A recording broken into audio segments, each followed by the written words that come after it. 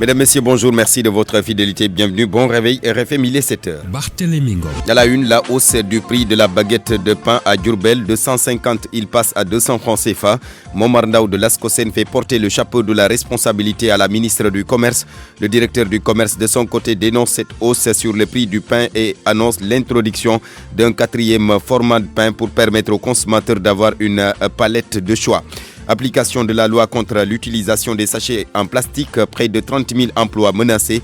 Le collectif des acteurs de l'eau en sachet sonne l'alerte et s'oppose à cette loi. L'eau, justement, une substance incontournable dans la vie, mais introuvable en Guékhor depuis plus de 2 semaines.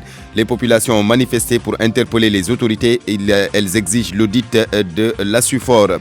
La crise scolaire, le G7 qui exige le respect des accords signés avec le gouvernement a marché hier à Thiès. Sambassi, le ministre du Travail, se prononce sur la question. Il garde espoir quant à une sortie de crise, car pour lui, le dialogue n'est pas rompu avec les syndicats. Le ministre du Travail, secrétaire général du PIT, s'est par ailleurs s'attaquer à l'opposition qui, dit-il, veut déstabiliser le pays. Propos tenus en marge de la conférence de la CDS, la Confédération pour la démocratie et le socialisme, le sport ou Sport Week-end en fin de journal. Bienvenue, bon réveil matinal à tous. À la technique, Abdou Thiam, hausse du prix du pain à Diourbel. La baguette est passée donc de 150 à 200 francs CFA.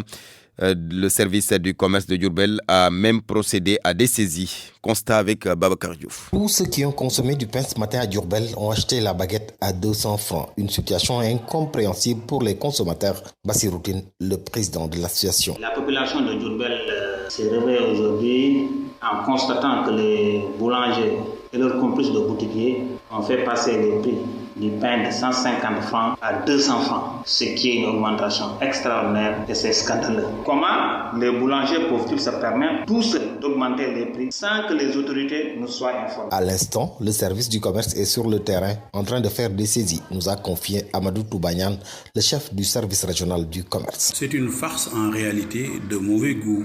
Une tentative de forcing qui ne passera.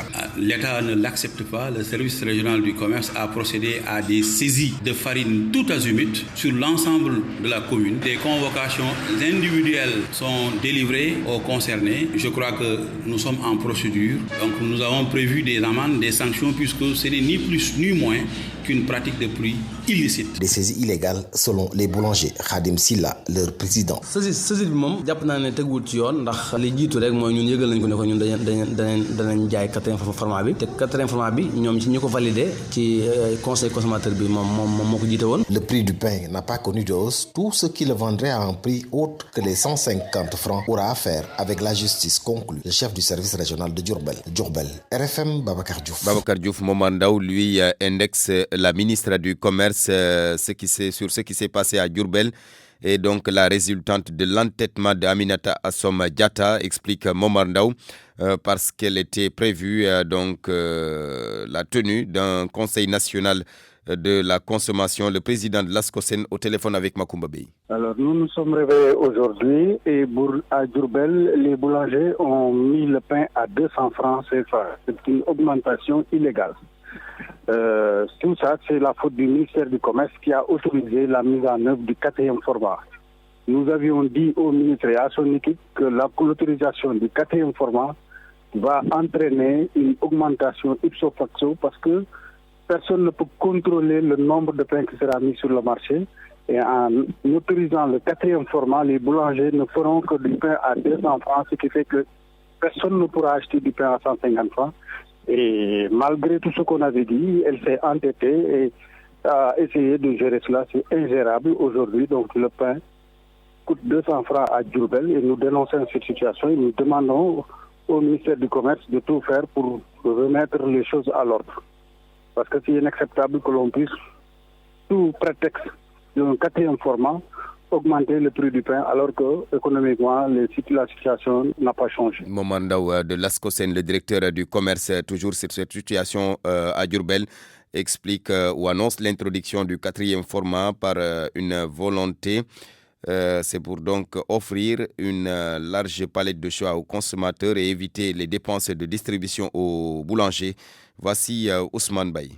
Déjà, dire c'est dû à l'enterrement du commerce, en fait, ça me semble pas quand même assez courtois de la part de l'association de consommateurs. Parce que ce qu'il y a, c'est que c'est pas le ministre qui a décidé de façon unilatérale. Ce qu'il y a, c'est que c'est l'association le Conseil national de la consommation qui a entériné les travaux de comités techniques qui ont travaillé sur la question pendant plusieurs mois. Et dans ces comités techniques et dans le Conseil national de la consommation, on a toutes les parties que sont les membres de l'État qui sont concernés par cette question, toutes les associations de consommateurs, mais également les boulangers et autres. Donc, ce qui a été décidé, c'est d'introduire un quatrième format pour régler deux questions. La première question, c'est quoi? C'est qu'il y a beaucoup de Sénégalais aujourd'hui qui se plaignent de la qualité du pain. Le deuxième élément, c'est les boulangers qui perdent beaucoup de charges en termes de distribution. L'idée d'introduire un quatrième format a été retenue pour régler ces deux questions à la fois. Que le consommateur qui souhaite avoir un pain de qualité puisse aller le retrouver en boulangerie et puisse payer aussi le prix correspondant. En le faisant aussi, le boulanger qui vend dans sa boulangerie va devoir capter tout ce qui est marge en termes de distribution.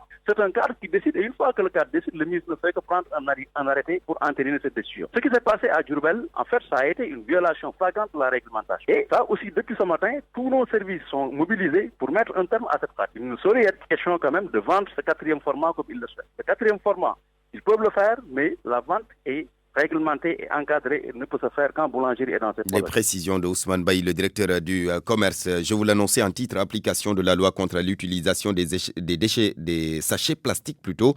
Près de 30 000 emplois menacés. Le collectif des acteurs de l'eau en sachet sonne l'alerte et s'oppose à cette loi. Balla Diop, le porte-parole du dit collectif, au micro d'Abdourahmane Diallo.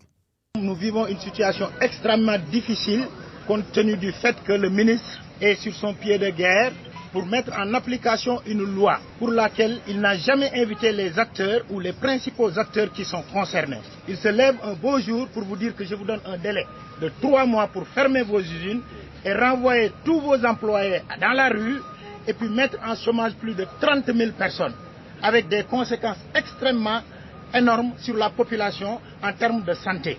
Parce que depuis que nous avons commencé à faire l'eau en sachet, on a vu une amélioration extrêmement importante au niveau de la population. Parce que des maladies telles que la tuberculose, telles que le choléra ont disparu aujourd'hui parce que simplement la qualité de l'eau que nous donnons aux populations a fait disparaître ces maladies-là. Alors nous sommes là pour déclarer notre mécontentement, pour exclamer notre courroux par rapport à la volonté du ministre de mettre en application sa loi de façon hâtive et sans délai.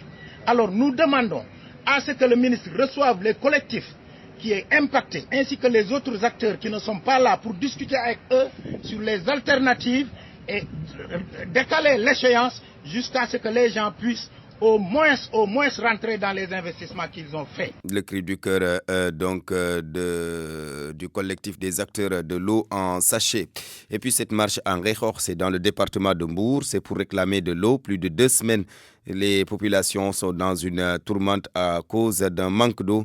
Les manifestations exigent même l'audit de l'USOFOR. Correspondance Abdourahmane Diallo. Des habitants de la commune de Ngékhor dans les rues pour protester contre le manque d'eau dans leur localité. Abdoulaye Ba, membre de Seytou Ngékhor. La commune de Ngékhor est aujourd'hui confrontée à des pénuries sévères d'eau, comme vous le voyez d'ailleurs, et la population croissante ne trouve pas de solutions face à cette solution. L'accès à l'eau est un droit fondamental reconnu par la 64e Assemblée générale de l'ONU au Canada. Ces habitants veulent l'audit de l'association des usagers des forages. Ahmed Diallo, leader de la plateforme Ngékhor Boubès. Des personnes sont là, s'agrippent au pouvoir, s'enrichissent sur le dos des populations, ne clarifient pas la manière dont ils gèrent la question pourtant vitale de l'eau. Et à chaque fois que nous avons des problèmes d'eau, à chaque fois qu'il y a des pannes, à chaque fois que l'eau n'est pas filtrée, ils disent qu'ils n'ont pas de moyens. Alors que nous avons vu le montant qu'ils récupèrent tous les mois devrait suffire à gérer l'ensemble de ces questions. Le maire de Ngékhor avait dit sur la RFM en milieu de semaine que ce problème d'eau sera bientôt un mauvais souvenir. Pape Songue Diouf estime que le château d'eau sera livré maximum dans 2 mois. RFM Bourg. Abdourahmane Diallo. Abdourahmane Diallo, plus de coordination dans les interventions des ONG en Casamance. C'est le député Yankoba Koli qui porte le plaidoyer. Il invite les acteurs à éviter de faire un business avec ce conflit casamancé. Propos tenus lors du festival Retour initié dans la région par la paroisse Notre-Dame de l'association Niagis. Ziguinchor Laminba. Beaucoup d'organisations non gouvernementales interviennent en Casamance dans le cadre de l'appui au retour de la paix en Casamance. Mais ces interventions ne sont pas très harmonisées au point que cela impacte sur l'efficacité des actions. Le député Léopold Yankouba Koli plaide de plus de coordination dans les interventions de ces ONG. Ça va dans tous les sens. C'est vrai qu'il faut qu'il y ait une coordination. Je pense que l'initiative, c'est que tout le monde a été choqué par ce qui se passe et chacun de son côté pense à mener sa pierre dans la construction de la paix. Qu'il faut une cohérence, il faut que les gens tirent dans le même sens et éviter qu'on a fait un business avec ce problème de la paix. Et nous pensons qu'aujourd'hui, les gens et l'État est plus regardant et il est en train vraiment de centrer, il est en train de travailler dans l'ombre et je pense que le processus est en train d'avancer. L'honorable député s'exprimait à l'occasion du festival Retour initié en Casamance par la paroisse Notre-Dame de l'Annonciation de Niaguis. C'est pour encourager le retour des villages déplacés du fait du conflit. Abbé Camille Joseph Gomis, curé de la paroisse Notre-Dame de l'Annonciation de Niaguis. Le retour de la paix dans notre cher Casamance, dans notre Sénégal, le retour de beaucoup de personnes déplacées dans leur village, pour que les uns et les autres puissent se retrouver, s'aider mutuellement. Donc ce festival, voilà ce que nous avons voulu célébrer, la paix, célébrer le retour des gens, donc la fin de la guerre, la fin des déplacements forcés. Plusieurs représentants de ces villages de déplacés ont pris part à cette cérémonie dédiée à la paix. Ils ont pris la parole pour appeler l'État à accélérer la création de conditions pour encourager l'occupation des localités abandonnées sous l'effet du conflit. Lamine Ba, Ziguinchor, Radio Futur Média. Une journée de plaidoirie gratuite à Fatick pour soulager les détenus de la maison d'arrêt de correction. Une initiative de Maître Bassirou Ngom, actuel directeur général de la Société de recouvrement. L'avocat compte travailler avec l'association des jeunes avocats pour la tenue d'une telle journée. Il s'exprimait en marge d'une visite à la MAC de Fatick. Il a d'ailleurs remis un don de vêtements et de nourriture aux détenus. Voici Bassirou Ngom, Maître Bassirou Ngom au micro d'Aminatou Goudiaby. C'est un engagement que je prends de prendre attache avec les autorités judiciaires du tribunal de grande instance de Fatick, avec le procureur de la République, que j'ai appelé en venant ici pour lui dire que je vais à la maison d'arrêt pour faire un don. Je vais prendre la tâche du procureur de la République de Fatick et parler avec mes amis, mes confrères, mes jeunes confrères de l'association des jeunes avocats qui est très prompt à réagir dans des cas comme ça parce qu'ils le font partout. Ils aident les gens partout. Je vais prendre la tâche avec le président de l'association des jeunes avocats pour avoir cette faveur d'avoir une journée de plaidoirie gratuite ici à Fatick avec la collaboration du procureur de la République pour qu'on puisse voir ensemble comment on peut enrôler les dossiers, des différents dossiers pour nous permettre d'être présents avec l'association, avec des jeunes avocats qui aiment aider et qui seront là pour aider ceux qui ont mal à partir avec la justice. Nous avons pris l'engagement de le faire. On va mener les démarches et nous espérons que ça va aboutir. RFM, fréquence de modulation 94.0, la radio en puissance. Le journal sur RFM. Barthélémy Ngom. La modernisation des Dara, le projet est en cours et c'est dans ce sens que l'État du Sénégal a mis sur la table un financement de 10 milliards de francs CFA. D'ailleurs, le Dara moderne de Matam va être inauguré en mars prochain. L'annonce est de Dame Diop, ministre de la formation professionnelle. Certains acteurs du secteur pensent que ces Dara ont besoin d'une réorganisation. C'était lors du Forum national sur l'enseignement du Coran au Sénégal. Compte rendu Mamadou Oumarba. 10 milliards de francs CFA pour moderniser et construire 64 Dara. L'État est aujourd'hui plus que déterminé et engagé à parfaire ce secteur. C'est la conviction de Dame Diop, ministre de la fonction professionnelle. D'importants programmes de modernisation des Dara sont en train d'être déroulés. Un financement de 10 milliards de francs CFA pour moderniser les Dara, pour construire 64 Dara modernes. Au moment où nous parlons, 36 Dara modernes sont terminés. Et le président d'ailleurs va en inaugurer au mois de mars prochain à le Dara moderne de Matam. Serigne Mamcheikh est le président de l'AIS. Il estime que les Dara ont besoin d'une bonne organisation. Les Dara sont souvent indexés et c'est à cause du manque d'organisation. Les Serigne Dara aussi manquent cruellement de formation. Quelle qualification Serigne Dara wala bok compétence. Ahmed Khalifa Niass était de la rencontre. Il a promis 37 millions de francs CFA chaque année le temps du projet de construction de l'université de Touba, projet du Khalif. Je veux qu'ils lui disent, j'ai décidé pendant la durée du projet de donner 37 millions de francs CFA chaque année et ce n'est que 1 pour 1000 de la somme totale espérée. Selon certains, les Dara doivent être assainis et pour cela, il faut nécessairement une bonne gestion. Mamadou Oumarba, direction Saint-Louis. Saint-Louis qui compte 744 abris provisoires, dont 164 en cours de construction. Révélation du président régional de l'Union des parents d'élèves. À l'école primaire du quartier Khariala, une enseignante, avec l'appui de son mari, a financé une salle de classe. Mohamed Nabissila. La région de Saint-Louis compte 740 abris provisoires au dernier recensement, avec un taux de résorption jugé lent par l'Union régionale des parents d'élèves dirigée par Mamadou Mamoudouon, qui a fait le constat de la construction d'une salle de classe à l'école primaire de Khariala qui comptait 5 abris provisoires. Ça remontait à 744 abris provisoires à résorber.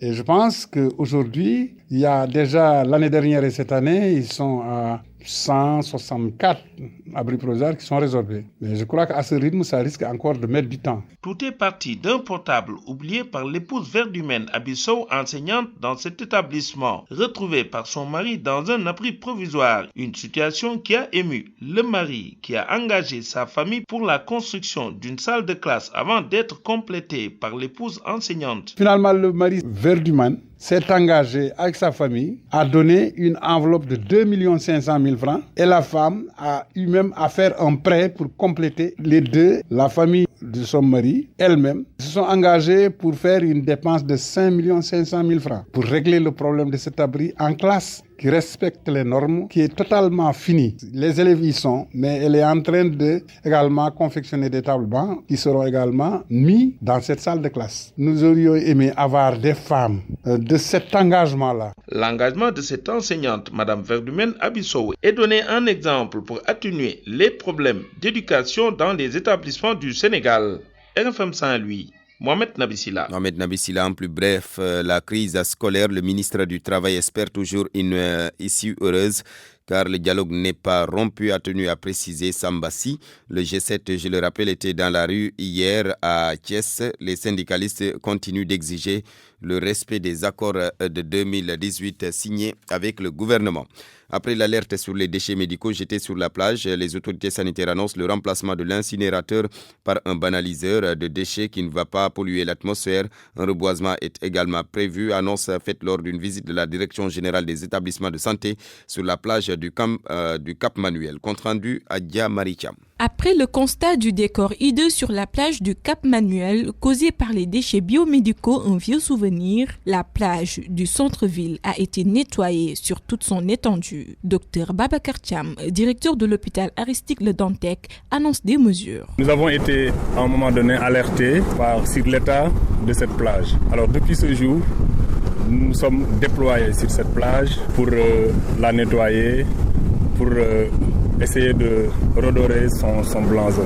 Nous disposons d'un incinérateur depuis très longtemps et nous avons un projet de remplacement de cet incinérateur par un banaliseur de déchets qui ne pollue pas l'atmosphère. Même si des dispositions ont été prises pour assurer l'hygiène de la plage du Cap Manuel, il reste beaucoup à faire, prévient le docteur Fatou Mbaïsila. Vous avez vu vous-même comment la plage est améliorée, mais il ne faut pas qu'on tombe sur nos lauriers. C'est un but qui a été atteint, mais il faut qu'on est là, qu'on assure le maintien et le suivi régulièrement. Nous voudrions que cette plage, à l'image de l'intérieur de l'hôpital, soit maintenue à l'état. Cependant, la directrice générale des établissements de santé suggère un traitement adéquat des déchets médicaux aux différentes structures sanitaires du pays. Il faudrait que les autres structures qui sont aux alentours, parce que la mer déverse régulièrement ses déchets sur la plage. Si Dante fait son travail et que peut-être d'autres ne le font pas correctement, tout va retomber sur la plage. Il est notre devoir, et je crois que le directeur des structures privées fera le travail qu'il faut, aller au niveau de ces structures-là, les sensibiliser et voir dans quelle mesure on pourra les accompagner pour que le traitement des déchets biomédicaux réponde aux normes dans l'environnement immédiat de Dante. À l'issue de cette visite, il est prévu de créer un espace vert qui sortira de terre, annonce Dr Babacar Thiam. RFM, la radio de toute l'actualité. En politique, le ministre du Travail qui tire à boulet rouge sur l'opposition. Selon Sambassi, les adversaires du régime qui sont financés par des étrangers, pour reprendre son terme, travaillent à déstabiliser le pays. Le secrétaire général du PIT animait une conférence, celle de la CDS, la Confédération pour la démocratie et le socialisme. Les partis de gauche célébraient donc leur 5e anniversaire hier. Salif Sow. L'opposition veut faire basculer le pays dans une instabilité sans fin, accuse le ministre du Travail, Samba Sy. En face, nous avons des forces à ne pas négliger, dont certaines sont constituées par de véritables loups revêtus de peau de mouton, prétendant être préoccupés des intérêts du peuple sénégalais. Il s'agit de tout cela, véritables relais d'intérêts étrangers qui travaillent à instaurer au Sénégal l'instabilité pour soit prendre ou pour reprendre le pouvoir. Faisant bloc face à l'opposition, les partis de gauche réunis au sein de la CDS, Confédération pour la démocratie et le socialisme, ont tiré un bilan élogieux de la politique sociale de Macky Sall. Mieux, le secrétaire général du PIT demande la conservation de la coalition Benno Bokk Yakaar. Agrippons-nous là-dessus pour que la proie ne soit pas lâchée au profit de l'homme. Il me semble que la CDS se doit également d'agir pour que Benno Bokk Yakaar, malgré tout, conserve le cap. Un Benno Bokk Yakaar qui ne garderait pas le cap serait contre-productif. Le cap, c'est celui qui consiste à continuer à aller avec sérénité et résolution à l'assaut des multiples et pressants besoins des Sénégalais, particulièrement de ceux-là les plus éprouvés. Le compagnonnage ira-t-il au-delà de 2024, a demandé un journaliste. Samba Sy n'a pas été précis dans sa réponse. La CDS a célébré son 5e anniversaire ce samedi dans la sobriété. En plus bref, la LD Debout qui dresse un tableau sombre de la situation économique et sociale du Sénégal. Les membres de cette formation politique accusent le chef de l'État d'utiliser de mal utiliser en tout cas les ressources naturelles.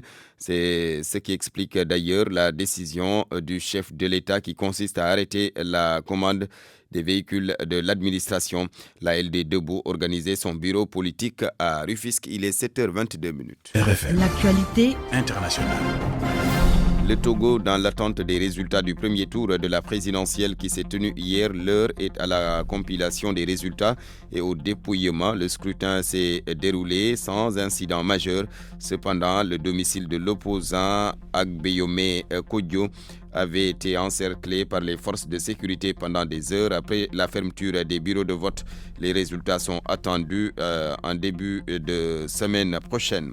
Au Rwanda, le chanteur Kizito Mihigo a été inhumé hier en présence d'une foule immense.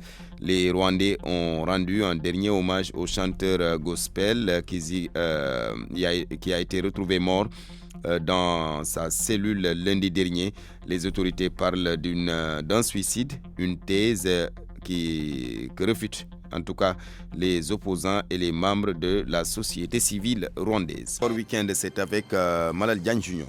Bienvenue dans Sport Weekend. Nous démarrons avec le résultat du leader de la Ligue 1 sénégalaise, Teungueth FC. Toujours invaincu, l'équipe de Rufisque s'est imposée ce samedi à Ngalandou Diouf devant son voisin Génération Foot. Score final de la rencontre 2-1. L'équipe de Rufisque avait été menée au score, mais les Rufisquois ont inversé la tendance pour sortir avec les 3 points de la victoire. Sodecham était Après avoir été menés à la 27e minute, les Rufisquois ont pu trouver le chemin défilé pour l'égalisation avant de doubler la mise dans les arrêts de jeu. 90+2, 2-1, le résultat final de Teungueth FC face à Génération Foot. Satisfaction du coach de Teungueth FC, Youssouf Dabo. Même quand on a été mené, on n'a pas paniqué. On est resté sur notre logique en tout cas de jouer, de mettre en difficulté l'adversaire. On sait que dans un championnat, les matchs les plus difficiles, en tout cas, sont les matchs disputés par les premiers et les derniers. Parce que quand on est dernier, tout le monde pense qu'il doit te battre. Quand on est premier, tout le monde veut te battre. Maintenant, nous, on ne calcule personne parce qu'on est devant. C'est peut-être ceux qui sont derrière nous qui nous calculent, mais nous, on fait notre bonhomme de chemin.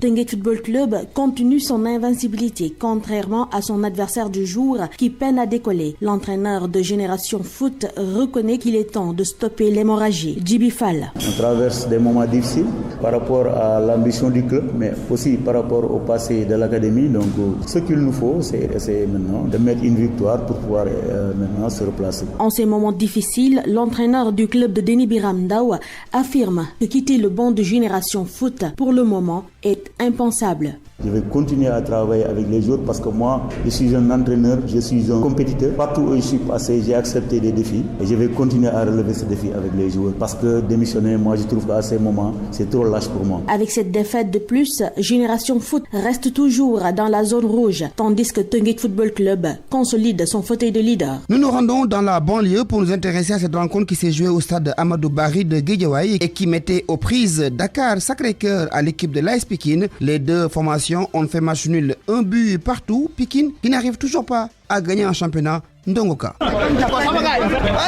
La fin de la rencontre a laissé un goût amer chez les supporters de l'AS Pikine. Ils ne sont pas contents du résultat du match face à Dakar Sacré-Cœur. Nous avons constaté que l'équipe est en baisse de régime. Chaque fois, on remarque qu'on a la possibilité de tuer le match, mais malheureusement, nos attaquants sont maladroits devant les buts. C'est le constat vraiment qu'on a fait dans ce match-là. Je suis vraiment pas content. Depuis le début du championnat, on n'a gagné que 3 matchs, dont maintenant un seul match à domicile. Depuis la 7e journée, les supporters pikinois n'ont pas célébré une victoire. C'était contre le CNEPS Excellence au stade Lat Dior de Thiès, d'où l'impatience des supporters. Mais depuis chaque jour à domicile, l'AS Pikine était très redouté, mais pour les supporters, l'équipe ne fait plus peur en Ligue 1 devant son public. Comme on est presque à 3 journées de la fin des phases allées, nous voulons vraiment que l'équipe se remobilise, que l'équipe également recrute des joueurs aguerris, parce qu'on a remarqué que l'équipe est très jeune. Peut-être que c'est également ce qui explique un peu ces résultats-là. L'entraîneur de l'AS Pikine, lui, calme les ardeurs. Massamba Cissé demande encore de la patience au public. Moi, je pense qu'il n'y a pas de crise. Dès le début, j'ai campé le débat. J'ai dit qu'on ne cherche pas le championnat, on veut juste jouer le maintien. D'accord, le public peut faire la pression. C'est normal. J'ai confiance à mes garçons. Ils peuvent relever le défi. Et je pense qu'ils vont le faire avec moi. Après son nul contre DSC, l'AS Pikine reste provisoirement 5e dans le classement avec 15 points. En attendant la fin de la 11e journée, Ndongoka Guédiawaye, Radio Futur Média. L'autre stade de la banlieue, le stade Ibrahima Boye de Ndiarème Guédiawaye, recevait la rencontre AS Douane contre le Jaraaf de Dakar et ce sont les Verts et Blancs de la Médina qui se sont imposés devant les Gablous sur la marque d'1-0. Malik Daf, entraîneur des Verts et Blancs, se dit satisfait. Il est au micro de Moustapha Fall. Douane, c'est toujours des bons matchs, c'est les matchs chocs comme on dit. C'est les matchs difficiles et surtout que la Douane est en train de faire un bon début de championnat. Donc la Douane perd aussi rarement. Une équipe très costaud défensivement, ils ont une bonne organisation défensive. Ensuite, ils sont des attaquants très rapides. Je pense que nous, malgré tout, on a essayé de rester serré, de jouer notre jeu, surtout en première période, où dans les attaques placées, l'équipe a vraiment bien joué. Il y avait beaucoup d'attaques placées, il y avait beaucoup d'occasions. C'est logiquement quand même qu'on a ouvert fort. Mais après, je pense qu'il y avait de la place pour mettre le deuxième but.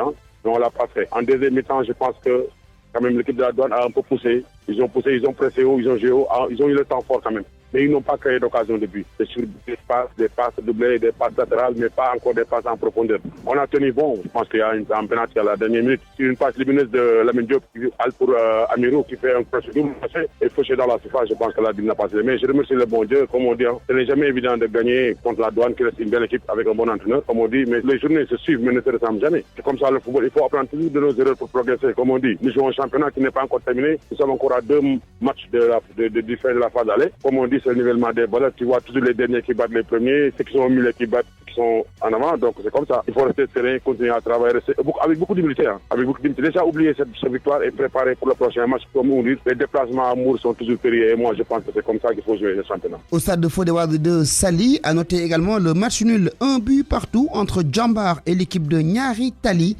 Les deux formations ont partagé les points à l'issue des 90 minutes. Ce dimanche, on aura US Gorée contre le Casa Sport, ce sera à Dakar. À Louga, Ndjambo reçoit Mbour, Petite Côte. À noter au stade Caroline Faye également, le stade de Mbour fera face au SNEPS Excellence de Thiès. Au classement, Teungueth FC est solide leader avec ses 27 points au compteur. L'équipe de Dakar Sacré-Cœur et l'AS Douane suivent en attendant les matchs de ce dimanche. En bas de tableau, l'on retrouve l'équipe de Génération Foot et celle de SNEPS Excellence. La Ligue 2 a également joué pour le compte de sa 11e journée. 2 matchs se sont joués ce samedi. Renaissance Sonacos 0 partout. Thiès FC battu à Fatick par Diamono Fatick sur la marque de 2-1. Au programme ce dimanche, à noter Keur Madior qui joue contre Amitié FC, la Linguère de Saint-Louis contre Demba Diop FC, c'est ça à Saint-Louis, Port contre le Dakar Université Club, Guédiawaye Football Club joue contre l'équipe de EJ Fatick et Africa Promo fera face à l'Union Sportive de Ouakam. Le basketball à présent avec chez les filles la deuxième journée avec les rencontres jouées ce samedi. À noter la victoire de l'AS Ville de Dakar devant CMT 88-38, soit 50 points d'écart. Giraffe qui domine l'UGB 65-41. Le Dakar University Club qui se promène devant Saltigué 95-30. Ce dimanche, l'équipe de la Jeanne d'Arc de Dakar fera face à Asfo. Chez les garçons, ce dimanche, à noter l'AS Ville de Dakar qui va jouer contre le Dakar University Club. À Saint-Louis, Saint-Louis Basket Club fera face à l'équipe de l'AS Thiès. À noter également ce samedi que l'US Rail a battu d'1 point l'équipe de Saltigué. Score final de la rencontre 69-68. Voilà, c'était tout pour la page des sports. Merci de l'avoir suivi. 8h di juróom ñetti waxtu jot na ci RFM ñu dikk ak yéen ci xibaar yi.